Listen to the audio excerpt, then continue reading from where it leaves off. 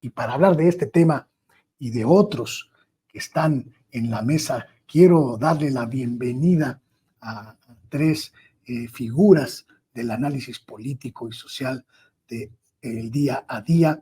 Esta noche a la queridísima Alina Duarte. Bienvenida, Alina. Hola, ¿qué tal? Muy buenas noches, saludos a toda la audiencia de Sin Censura, como siempre un gusto estar aquí. Muchísimas gracias, Alina, un gusto también para nosotros tenerte en esta mesa. El maestro Jorge Gómez Naredo, ¿cómo estás? Hola, no, pues muy contento de estar aquí contigo y con Alina, siempre es un gustazo. Muchísimas gracias, Jorge, y también a don Ángel Valderas, muy buenas noches.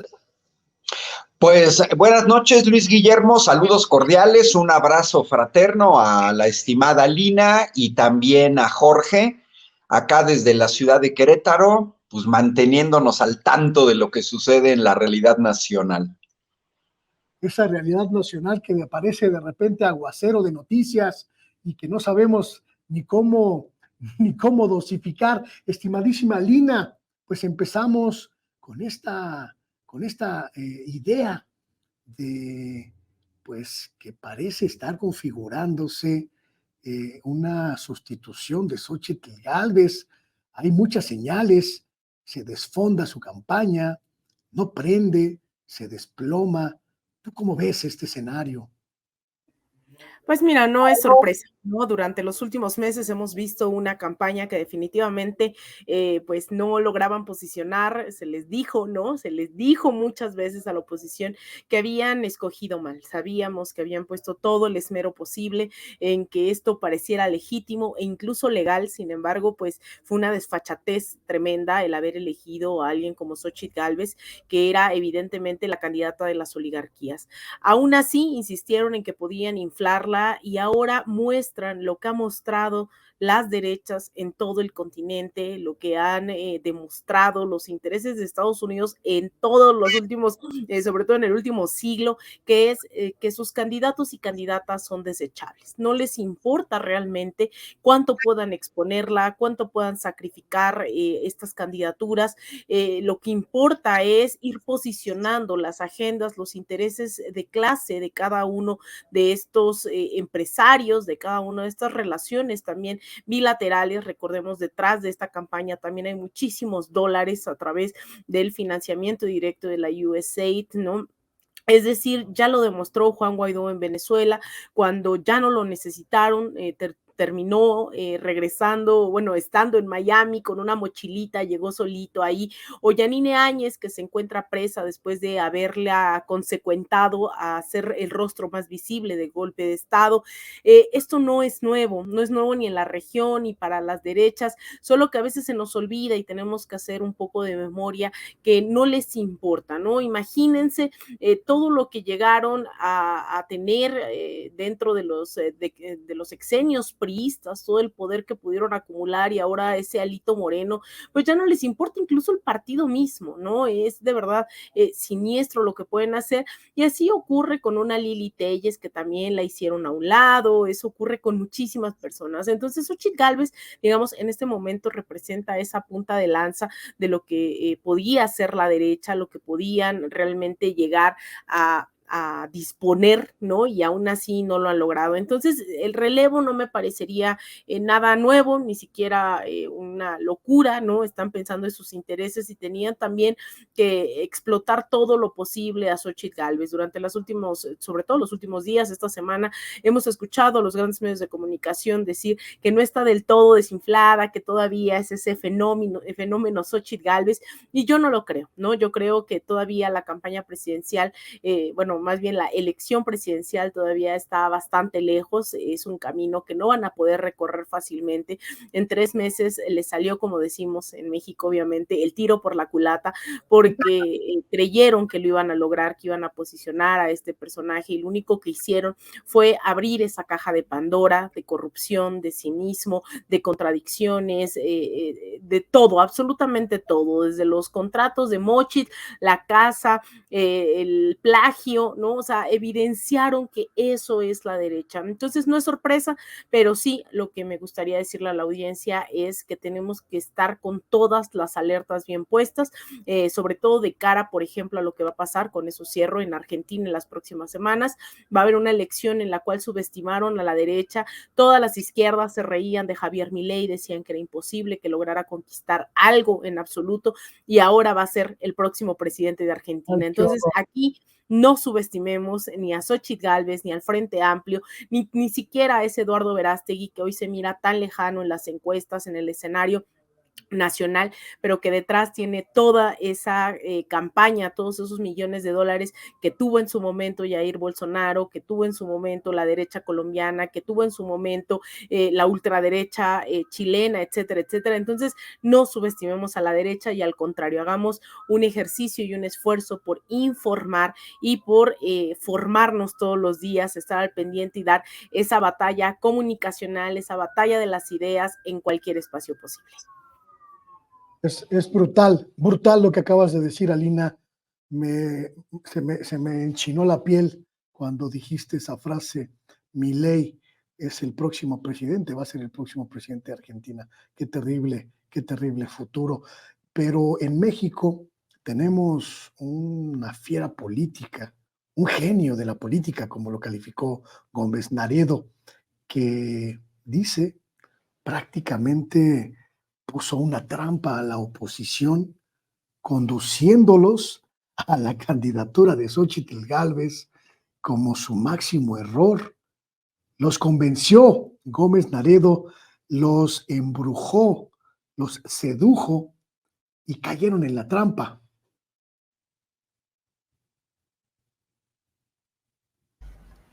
Hola, me quedé ahí como sin silencio.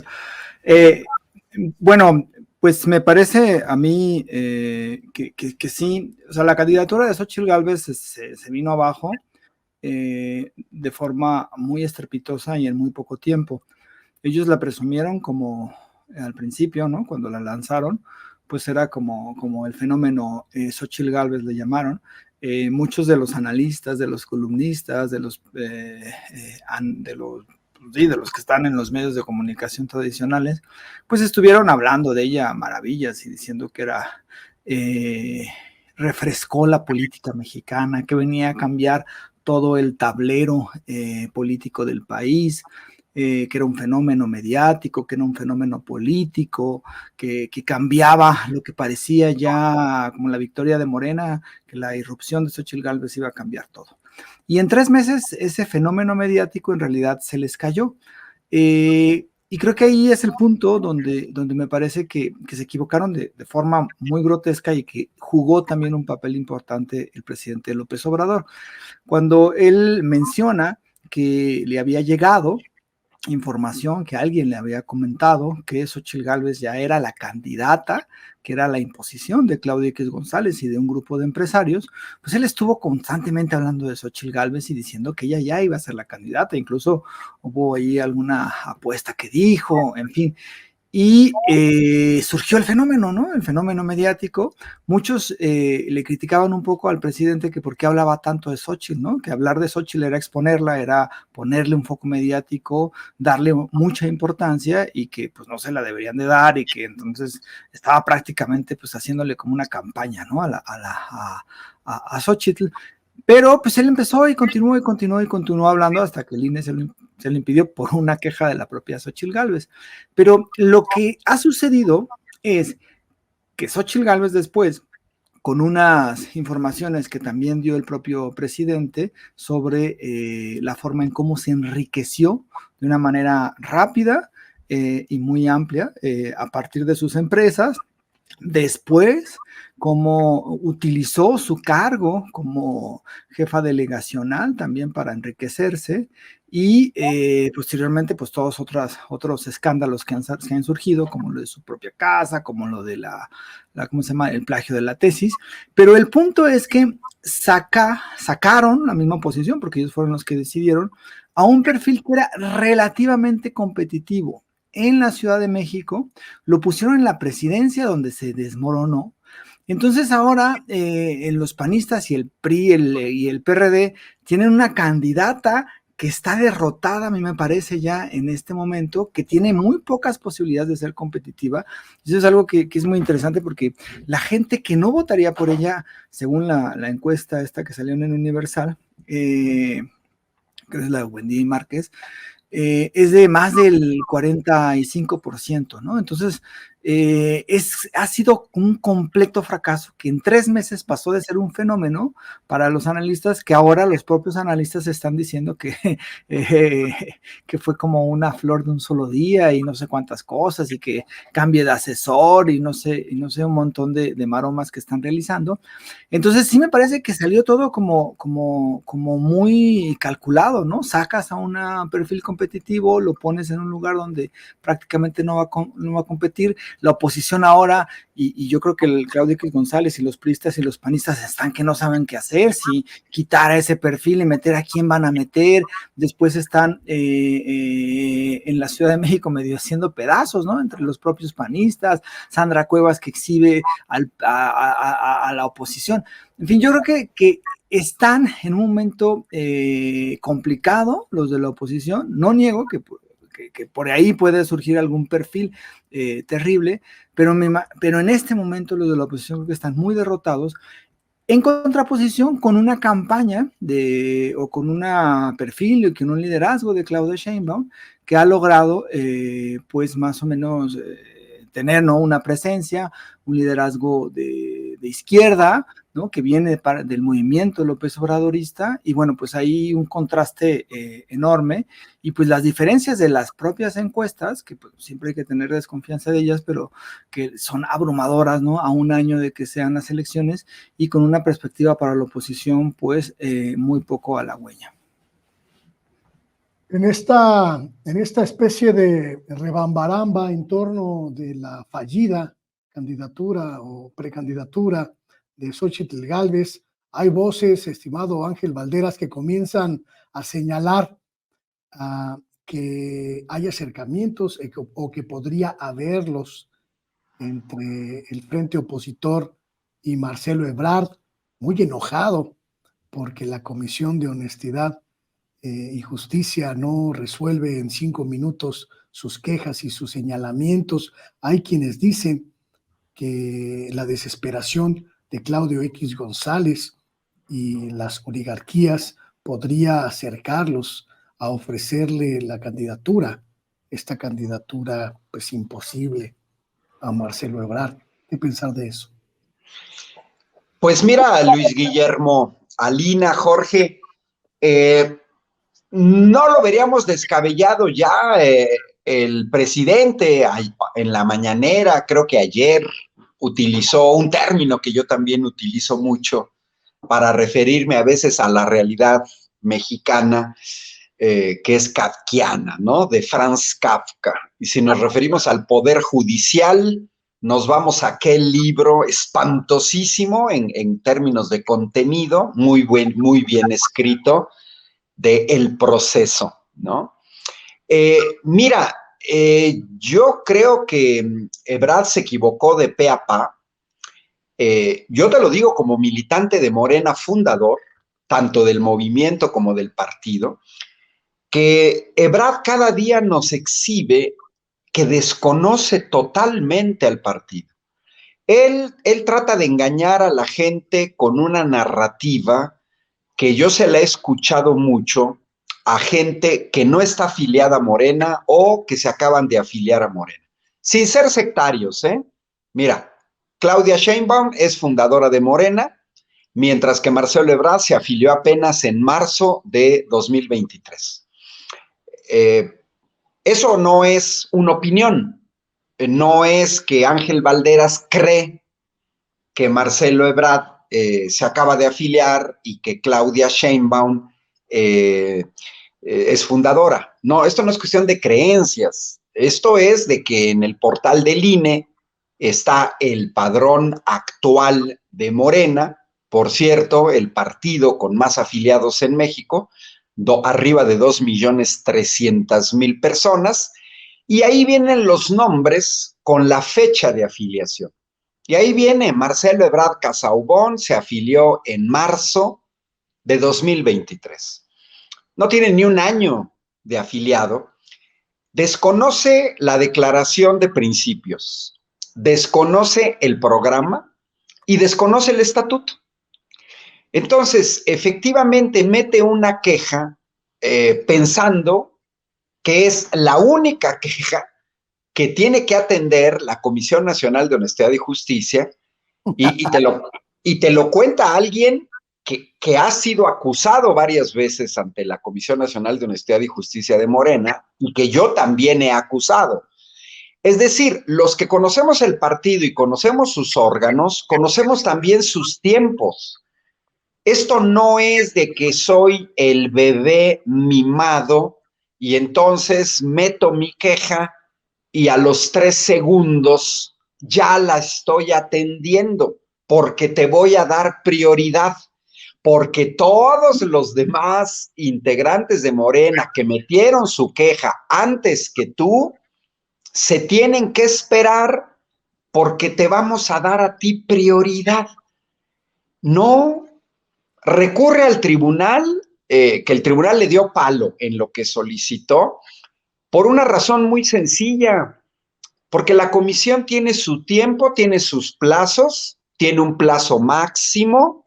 Bueno, si se cumple ese plazo máximo y no te han contestado o no han admitido tu queja, bueno, se podría entender que recurras a una instancia externa. Pero repito, si se cumplió el plazo legal y no te habían resuelto.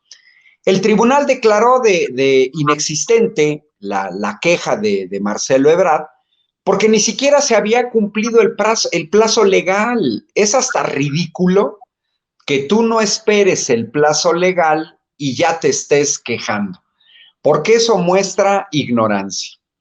Ahora, el video que anda circulando, donde está él con una camisa de cuadros, hoy lo vi, en donde acusa que antes del conteo ya se sabían los resultados. Mira, creo que ya vamos a acusaciones más pesadas sin sustento, porque se está acusando a 5 casas encuestadoras de confabularse, incluida a la casa encuestadora que Ricardo Monreal le cedió, violentando el acuerdo del Consejo Nacional.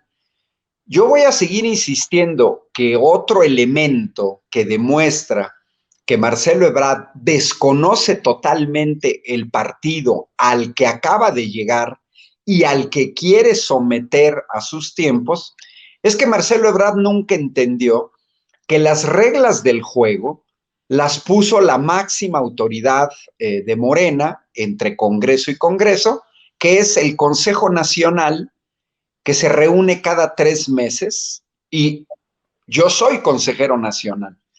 Yo puse también esas reglas junto con centenares de morenistas que somos consejeros nacionales.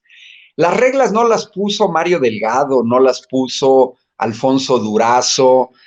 Vimos un Marcelo Ebrard permanentemente queriendo modificar las reglas que él aceptó. Él estuvo presente en el Consejo Nacional del 11 de junio, así como yo.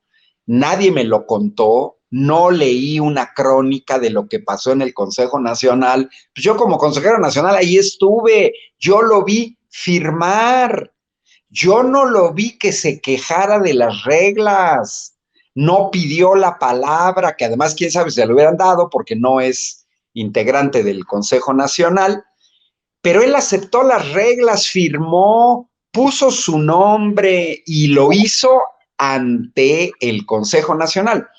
Después, cuando él pide que los aspirantes o que Mario Delgado modifiquen el acuerdo que él firmó, pues exhibe otra ignorancia supina de las estructuras de gobierno de Morena, porque las reglas no se las puso ni el Comité Ejecutivo Nacional, ni el presidente del Consejo Nacional, Alfonso Durazo, ni tampoco el presidente del Comité Ejecutivo Nacional. Entonces, ni se las puso la Comisión Nacional de Elecciones, ni se las puso la Comisión Nacional de Encuestas. Entonces, a mí me parece ver a un Ebrard cada vez más desesperado, pegando de aquí por allá, tratando de ensuciar el proceso, mintiendo, porque en uno de estos videos donde se reúne con algunos de sus seguidores, señaló, Morena lo tenemos que cuidar, tanto que nos ha costado. No, a ver, momento, te acabas de afiliar en marzo de 2022, de 2023. Que no me vengas con cuentos que te ha costado Morena. Oye, que ni siquiera sabe que Morena se constituyó, Morena acaba de festejar el 2 de octubre, fecha trágica en la historia de México, la masacre del 2 de octubre, pero Morena acaba de festejar el 2 de octubre de 2011 su nacimiento. Hace 12 años Morena se fundó un 2 de octubre, por ahí circuló un video, por cierto, de Claudia Sheinbaum, presente en esa inauguración. Ahí estuvo Andrés Manuel López Obrador y a un lado de Andrés Manuel, María Luisa Alcalde, jovencísima y actual secretaria de Gobernación. Entonces, a ver, ¿le costó Morena? No, no le costó Morena. Cuando Morena se funda como movimiento en 2011 y se transforma en partido en 2013-2014, ya oficialmente en 2014, Marcelo Ebrard no movió ni la punta del dedo meñique en conformar ni el partido ni el movimiento. Entonces es una falacia que nos venga a decir que nos ha costado tanto. Cierro. De ahí la narrativa de querer confundir Morena con el movimiento. Que me disculpe Marcelo Ebrard, pero lo que él firmó el 11 de junio, lo hizo ante la máxima autoridad de un partido político llamado Morena. No lo hizo ni ante la dirigencia del Verde, ni ante la dirigencia del PT. Lo hizo en un proceso interno de Morena, de un partido político. Entonces, parece la narrativa de que no, el movimiento, tenemos que cuidar, etcétera. ¿De qué está hablando? Pues se acaba de afiliar a Morena. Entonces, yo veo muy mal, cada vez más mal a Ebrard. En Italia hablan de la frase escalar en espejos, que son lisitos, que no se puede escalar en los espejos, cuando alguien se comporta como Marcelo Ebrard. Marcelo Ebrard está tratando de escalar entre espejos y se puede caer. La realidad de la oposición también nos habla de una carencia de figuras significativas, ya no digamos de figuras sin sombras de corrupción, sin sombras de problemas de trayectorias oscuras detrás. Querida Alina, en la Ciudad de México incluso están ahora echando mano de Taboada para su candidatura en la jefatura de gobierno. La única viable era Xóchitl Gálvez, y como ya no la tienen y se les desfonda también la Ciudad de México, pues vemos a la oposición dando tumbos. Les faltan perfiles, pero también les falta ideología. Este cóctel, ¿cómo podrían resolverlo? Y sobre todo, ¿qué tenemos que hacer nosotros? Estamos del otro lado del espectro ideológico para observar y no perder el rumbo. Pues mire, no les demos ideas a ellos, no hay que decirles qué hacer, ¿no? Pero creo que como izquierda sí estamos obligados y obligadas a repensar qué es lo que nosotros y nosotras tenemos que hacer. Evidentemente estamos de dos lados de este espectro ideológico y son dos proyectos. Cuando decimos izquierda y derecha no solamente son geografías, sino están anclados en proyectos que definen el rumbo de las sociedades. Y como izquierda tenemos la obligación de estar a la altura de este momento histórico, porque ya ha habido proyectos proyectos que han gobernado durante muchos años y salvo ejemplos como Cuba, Venezuela, que han sido tan satanizados, justamente esa satanización responde a que no han podido quebrajar, no han podido mermar esa base política ideológica de la ciudadanía. No es casualidad todos estos mecanismos de llamadas, mal llamadas sanciones, que en realidad son estas medidas económicas coercitivas, unilaterales en lo financiero, en lo económico, en lo político, e incluso el bloqueo deriva también en lo ideológico. No es casualidad todo este ataque en contra de estos gobiernos, porque más allá de explicarlos, se han dedicado a criminalizar a pues horizontes que van en alternancia, ¿no? Que van en, digamos, en un sentido contrario a lo que dictan los designios del capital.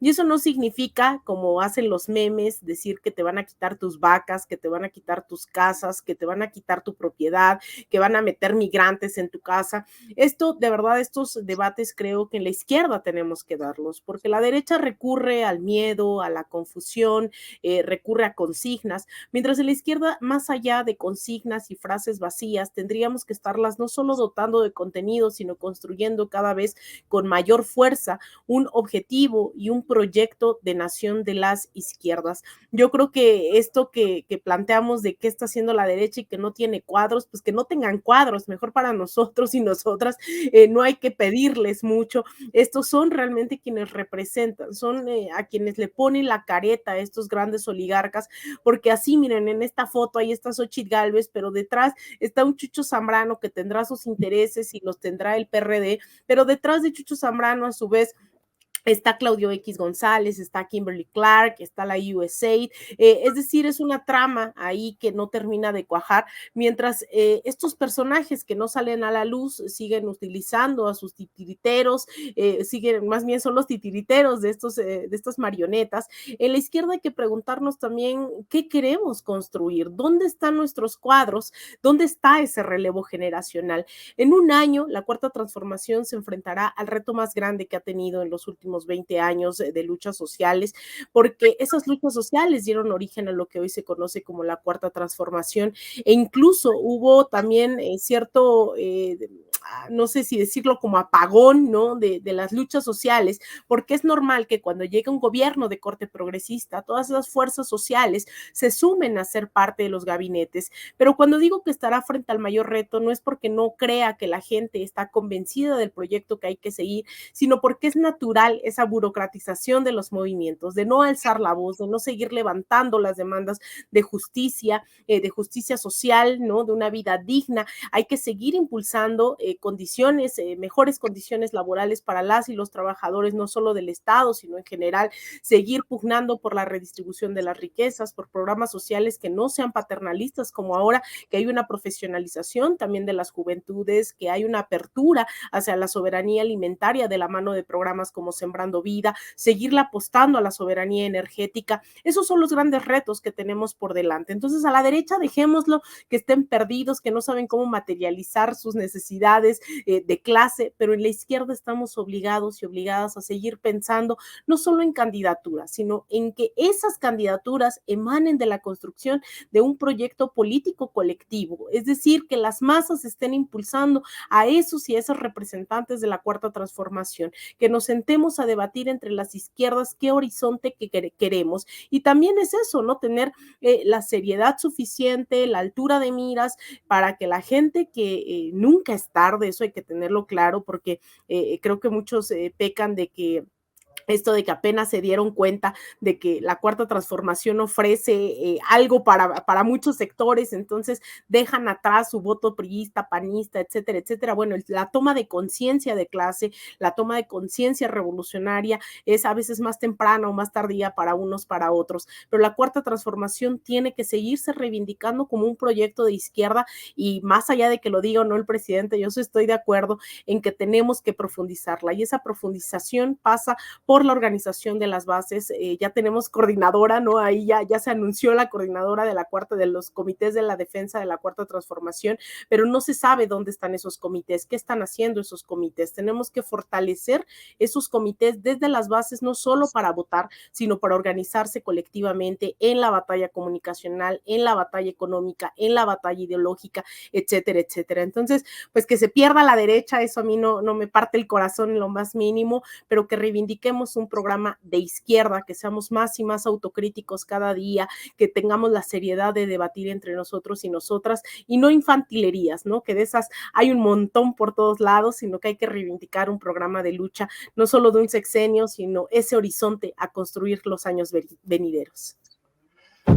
Cuando se habla de que la política mexicana es kafkiana, yo no pienso tanto en el sinónimo de surrealista, el sinónimo de descabellada, sino pienso más en que la política mexicana está llena de cucarachas que van de un espacio a otro, que brincan de un espacio a otro, que se esconden en la luz y salen en las sombras.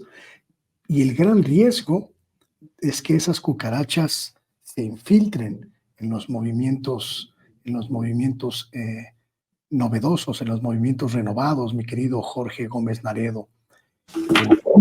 Decíamos al principio del programa, se está desfondando, se están saliendo o están expulsando a mucha gente. El grave problema es que muchos de ellos, muchas de ellas, irán a recalar al Partido Verde, que pues es aliado de la Cuarta Transformación.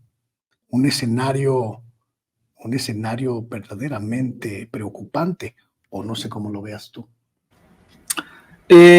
Sí, digamos que a mí en realidad sí es una preocupación. Yo creo que en muchos sentidos Morena pues pasó de ser un movimiento hace 12 años, ¿no? En la semana, el lunes de esta semana, que va a terminar, se conmemoraron los 12 años de Morena como asociación civil. Morena como partido político ganó mucho en muy poco tiempo y se transformó de un movimiento de masas, de un movimiento amplio con un liderazgo muy claro de muchos años del presidente López Obrador, a ser un partido hegemónico que gobierna no solamente al país como gobierno federal, sino que gobierna pues muchas entidades, que tiene presencia en cámaras de diputados, senadores de todas las entidades, en la federal. Entonces, pues por supuesto que eso atrae a muchísimas personas de los otros partidos políticos que sin una ideología y sin una presencia de izquierda, pues lo que buscan son cargos, ¿no? Yo creo que eso es uno de los grandes retos que tiene Morena, de estos chapulines, de estas personas, porque habrá algunos que realmente se hayan convencido, ¿no? de la Cuarta Transformación, pero pues habrá otros que no, y creo que es muy importante la formación política, creo que es muy importante la organización de las bases, creo que es importante pues que no se pierda la esencia, que no se pierdan los principios y que continúe siendo un movimiento de transformación. Ahora, sobre lo que sucede con otros partidos políticos, que también es como una vía, ¿no? de esta alianza, que sí, que llegan personajes, ¿no? Especialmente al Partido Verde, Partido del Trabajo también de repente, expriistas, ¿no? Recién salidos del PRI por algunas diferencias con Alito, que después se incrustan o se pueden llegar a incrustar y que pueden llegar por el efecto de la Cuarta Transformación a tener algunos cargos o algunas posiciones políticas.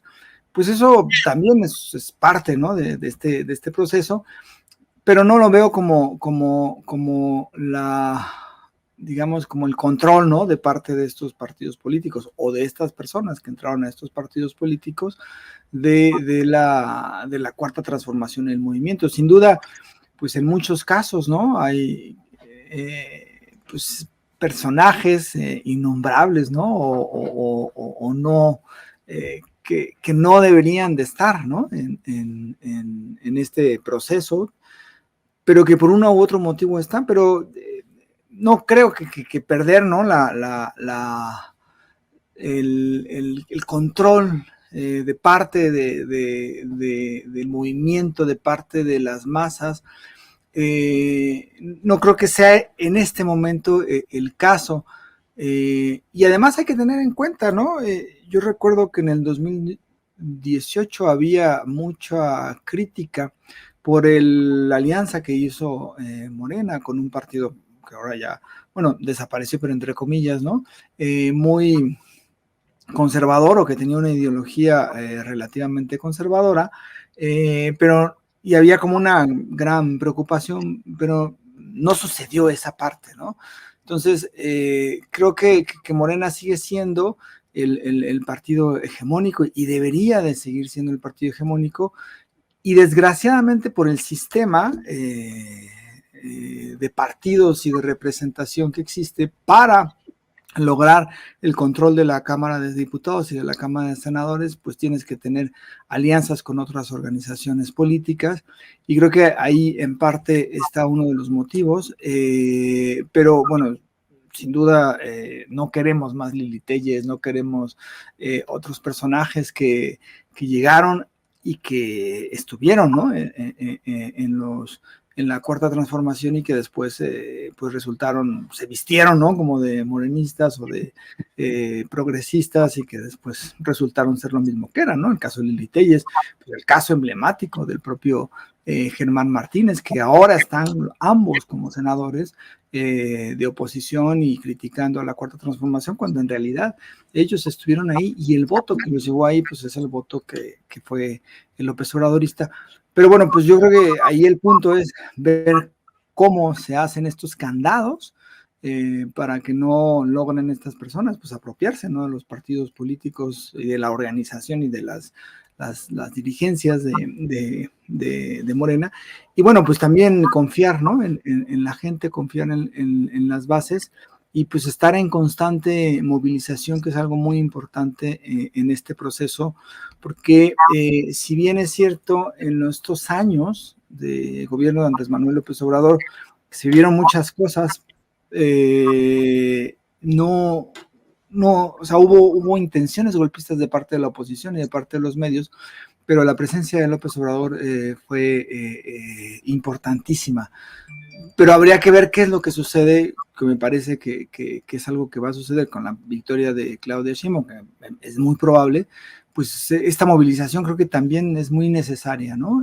Que se dé, y esta organización de parte de las bases para defender y para seguir en esta concientización de un proyecto político de izquierda, de un proyecto político que busca la transformación del país y la justicia y la equidad. Por eso es muy importante que no haya una desmovilización, y que al contrario, ¿no? Haya una mayor organización de parte de la gente que está con la Cuarta Transformación y que participa con Morena. ¿Cómo resolver este dilema, Ángel Valderas, este dilema persistente de ser pragmáticos para alcanzar la victoria y al mismo tiempo conservar la esencia del movimiento? ¿Qué tanto abrir las puertas de Morena para consolidar la necesaria, absolutamente necesaria mayoría calificada en el próximo Congreso, y qué tanto sacrificar los principios, los preceptos que dieron origen y sustento y sustancia a este movimiento? ¿Qué figuras sí, qué figuras no? ¿A quién franquearle el paso y a quién ponerle alfombra, mi querido Ángel Valderas? Mira, yo veo esto, utilizo una metáfora. Bueno, en parte, mira, ¿qué es lo que Morena, estas contradicciones son consustanciales por un crecimiento muy rápido? Eso le sucede a cualquier ser vivo y a cualquier organización que crece muy rápidamente. Recordemos, el PAN se funda en 1939, estamos hablando de hace 83 años, el PAN. ¿Y cuánto tardó el PAN en llegar a la presidencia de la República? 60 años, hasta el año 2000. Antes de Morena, bueno, pues estaba el PRD, ganó la presidencia en 2006, hubo un escandaloso fraude electoral, el más documentado de la historia, pero digamos, después el PRD ahora sí que se desinfló. Y miren, si lo vemos, Morena, hay un paralelismo en España, nacen en el mismo año, Podemos. Pero Podemos nunca alcanzó el éxito electoral que alcanzó Morena. Morena apenas se funda en 2014. Su primer proceso electoral fue 2015. Gana la presidencia en 2018. Muy pocos casos en la historia de la humanidad, en los más de 200 países, y un país tan grande como México. Somos el 10º país más poblado del mundo y somos uno de los 2 más importantes de América Latina. Y bueno, para el 2018, en tan solo 4 años, un partido gana la presidencia de la República, la mayoría de la Cámara de Diputados, la mayoría de la Cámara de Senadores y 6 gubernaturas. Eso lógicamente mete en crisis a cualquiera, porque apenas te estás conformando como partido, apenas estás llevando a cabo tus estructuras, tus comités ejecutivos estatales, tus consejos estatales, tus estructuras de gobierno, cuando ya te ves que tienes que gobernar el país. 6 estados y además recuerden que también se ganaron la mayoría en varios congresos estatales. Irrumpe Morena con regidurías, sindicaturas, una enorme cantidad de diputaciones locales. Bueno, naturalmente todo eso fue una carga enorme al interior del partido, pues porque apenas te estás constituyendo como partido. Baja un poquito, estamos hablando de 2018. Tienes que constituir el partido, guardar una coherencia, una parte ideológica, etcétera. Y ¡zas! En 3 años se viene 2021 y ganas 11 gubernaturas más. Entonces pasas de gobernar 6 estados a gobernar 17. Y luego en 2022 ganas otras 4. Y en 2023, en este año, ganas Ciudad de México. ¿Sí me explico? Es un crecimiento tan rápido que lógicamente metería a cualquier partido en un mare magnum de cosas porque todavía no te constituyes. Yo trabajé en Italia 10 años, trabajé muy de cerca de gente que trabajaba en el Partido Comunista Italiano, radicados en el territorio, donde sus comités, ahorita que decía Lina, ¿qué están haciendo? Bueno, pues a mí siempre me dio envidia la tremenda organización del PC. En cada sección electoral, en cada barrio, estaban sus círculos, el círculo del PC. En cada barrio. Pum, pum, en cada sección electoral, en cada zona de la ciudad y hasta más de uno.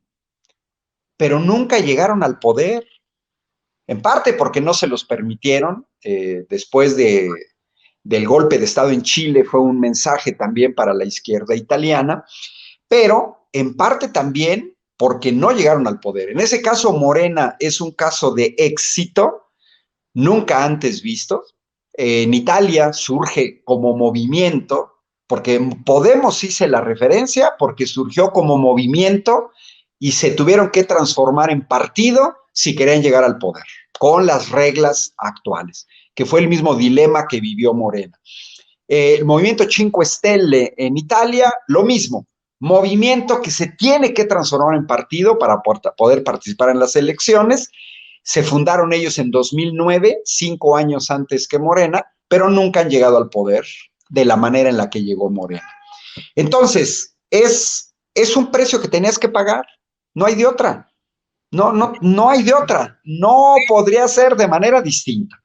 A eso sumémosle que el 99% de la gente actualmente afiliada a Morena, de los 2.300.000, el 99% nunca habían militado en ningún partido político. Fíjense lo que estoy diciendo, ¿eh? O sea, 10% de 2 millones son 230.000. 23.000 cuadros que a lo mejor venían del PRD, del PRI, del PSUM, del PMS. A lo mejor estoy exagerando, porque habría que revisar en un padrón preciso, pero no más del 10% eran cuadros de otros partidos. Entonces ahora imagínense, 90% de tus afiliados que se fueron incorporando, los primeros, los que somos fundadores en 2013, en 2014, las afiliaciones se cerraron a principios de 2018. Bueno, yo recuerdo la marea de gente que una vez que Morena gana las elecciones en 2018, se querían afiliar a Morena, a grado tal de que se tuvieron que suspender las afiliaciones porque era una enorme cantidad de gente que se tenía que afiliar a Morena. Yo creo que es necesario para que la 4T sobreviva, para que no sea flor de un sexenio, que efectivamente Morena se tiene que consolidar como un verdadero partido político serio, radicado en el territorio, muy bien organizado, señaló Jorge, con formación política de su gente, con cuadros probados, pero también con filtros que permitan no aceptar a cualquiera. Eso yo lo considero un grave problema. Aceptar a cualquiera es como cuando tú en una fruta metes un gusanito o algo podrido. A lo mejor va a llegar el momento en que tienes que hacer una cirugía y cortas la mitad de la fruta. Sí, pero mientras ya te pudrió. De que tiene que haber filtros, tiene que haber filtros. Sectarismo, no sectarismo, pero sí filtros que garanticen no traición y sobre todo una convicción, no en intereses personales, sino en mantener, consolidar y profundizar un proyecto. Esa va a ser la batalla interna al partido en el próximo sexenio. Es una tarea que se tiene que hacer sí o sí. Efectivamente, Morena podrá seguir teniendo éxitos electorales, pero si no cuida que su cuerpo básico sea un cuerpo probado de gente convencida, se corre el riesgo de las traiciones. Y yo el ejemplo que siempre pongo, bueno, dos. Uno, Ecuador. El traidor Lenin Moreno en Ecuador traicionó 10 años de trabajo codo con Rafael Correa y traicionó al movimiento, a su país, a su partido, a su patria. Y otro señor que traicionó su ideología para estar en América Latina y de manera reciente es el señor Luis Almagro, que traicionó el legado y la ideología de Pepe Mújica. Entonces, hay que tener cuidado, sí, hay que entender cómo se dan en cuenta las situaciones, hay que entender que al interior del partido se bloqueó el desarrollo del Instituto Nacional de Formación Política por una vía muy burocrática, simplemente no había fondos, a pesar de que el Congreso de 2018 votamos, porque yo estuve presente ahí, que la mitad del funcionamiento de Morena, de financiamiento de Morena, se fuera a formación política, nunca se aplicó. Mientras estuvo en la presidencia Jacob Polensky, porque hay que decirlo, nunca fluyó el dinero al Instituto Nacional de Formación Política.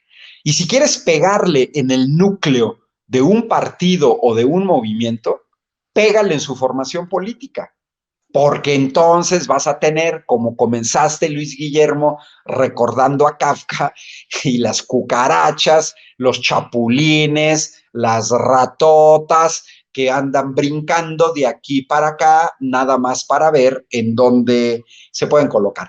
Creo que la dirigencia de Morena, y esto corresponde a la dirigencia nacional, y a quién le corresponde, porque ahora sí, que no nos echen la culpa a otros, esto le corresponde a la Comisión Nacional de Elecciones. Es el órgano que tiene la responsabilidad de no tener por qué dar cargos a recién llegados que no han probado su militancia. ¿Quieren entrar en Morena? Bienvenidos, que se pongan a chambear. Hay mucho trabajo por hacer en la base, pero sí se ve muy mal y se manda un mensaje contradictorio cuando alguien se acaba de afiliar e inmediatamente lo catapultas a grandes cargos. Puede ser desde una candidatura a una presidencia municipal, a una diputación local, a una diputación federal, desplazando a gente con más méritos, con más antigüedad y sobre todo con más convicción. Y ni modo, ahí está el caso de Marcelo Ebrard. Se acaba de afiliar a Morena en marzo de 2023 y llega a querer dictar condiciones porque está obsesionado que él quiere ser el candidato a la presidencia de la República por parte de Morena. Muchísimas gracias a los tres por sus comentarios. Cierro esta mesa pidiéndoles que nos compartan sus espacios y sus redes, estimadísima Lina. Muchas Se perdió Me fue el audio. Me pueden encontrar en ex Twitter, en @AlinaDuarte_, así como aparece en pantalla, en Instagram y en Threads, al revés, _Alina Duarte. Y sobre todo les pido que nos ayuden en este nuevo proyecto también para dar esta batalla comunicacional en De Raíz Media. Que vayan y se suscriban a nuestro canal. Ahí un logotipo de unos corchetes, así que vayan y suscríbanse a De Raíz en TikTok, en YouTube, en Instagram, en X, en absolutamente todas las plataformas nos encuentran como De Raíz. Y agradecerles a todos y a todas sus comentarios en el chat y en todas las plataformas. Les mando un gran abrazo a todos ustedes también, compañeros, por estar esta noche, me permitan estar aquí en esta mesa, y obviamente a todo el equipo también de Sin Censura. A ver si luego nos compartes una imagen de ese proyecto para que la proyectemos y la gente también vea gráficamente, visualmente el proyecto y se pueda ir involucrando con él, estimadísima Lina. Sería muy bueno gracias. Para apoyarte en esa dinámica con este proyecto alternativo que tanta falta hace. Mi querido Jorge Gómez Naredo. Pues muchas gracias, yo encantado de estar aquí con Ángel y con Alina y contigo, Luis Guillermo. Muchas gracias al equipo de Sin Censura. Estoy bueno, participo en Polemón, que su página es polemon.mx y es, digamos, revista Polemón tanto en Facebook como en Twitter. Y yo estoy como JG Naredo en Twitter y como Jorge Gómez Naredo, y pues muchísimas gracias por la invitación, y a todo el equipo, a Ceci, a todo el equipo de Sin Censura, gracias, y a todos los que escucharon, pues un abrazo fuerte. Que están haciendo investigaciones también, investigaciones especiales, ¿no, Jorge? Sí, cada 15 días sacamos investigaciones especiales. La última fue sobre los derroches en el INAI, y pues ahí andamos tratando de investigar y de pues dar a conocer muchísimos actos de corrupción de la derecha. Pues hay que estar atentos a lo que publica en exclusiva Polemón. Estimadísimo Ángel Valderas. Pues mira, felicidades a Jorge. Polemón, muy buena, yo la sigo, la leo, la recomiendo. A mí me pueden encontrar en mis redes sociales, muy fácil, porque todas se llaman igual, Ángel Valderas, en X, en YouTube y en Twitter. Y bueno, el espacio aquí Sin Censura de Se Tenía que Decir y Se Dijo, todos los miércoles de 4 a 5 de la tarde. Un placer compartir contigo, Luis Guillermo. Nuevamente, gracias por la invitación. También a la compañera Alina y, por supuesto, también a Jorge. Saludos desde la ciudad de Querétaro. Muchísimas gracias a los tres por esta charla tan interesante y tan rica. Hasta pronto. Y a usted que nos está observando aquí en Sin Censura Televisión, quédese. Viene inmediatamente después una charla que tuvimos con Sósimo Camacho, la mesa de investigación de Contralínea y Sin Censura. hablando de un tema, por cierto, que le voy a recomendar mucho. Es un tema muy triste, pero muy doloroso, pero también muy importante. El seguimiento a la ejecución. Se cumplen 12 años de la ejecución extrajudicial del activista estudiantil Carlos Sinué Cuevas, y Contralínea ha hecho un seguimiento de este caso, y Sósimo Camacho nos presenta hoy algunos pormenores de esa circunstancia. Y también pues vamos a hablar sobre la candidatura del doctor Ambrosio Velasco a la rectoría de la UNAM, una charla muy interesante la que tuvimos con Sósimo Camacho, quédese. Y después, mire, hay un fenómeno político en la Ciudad de México que está ocurriendo y que está creciendo. Parecía que todo estaba ya muy cantado en la Ciudad de México, en la elección interna de Morena, y que pues todo apuntaba a que las figuras iban a ser Clara Brugada y Omar García Harfuch, pero ha surgido un fenómeno muy interesante, el crecimiento de la figura del doctor Hugo López-Gatell, el crecimiento de su figura como candidato, como aspirante a coordinar los trabajos de la Cuarta Transformación en la Ciudad de México, pero también el crecimiento de su popularidad. Y hay que revisarlo a profundidad, y por eso, porque ustedes lo han solicitado, vamos a transmitir la entrevista que sostuvo Hugo López-Gatell con Vicente Serrano. Algunas de las claves que da son importantísimas para entender por qué está creciendo el doctor Gatell en la Ciudad de México. Será el caballo negro de esta carrera. No se lo pierda, quédese. Continuamos.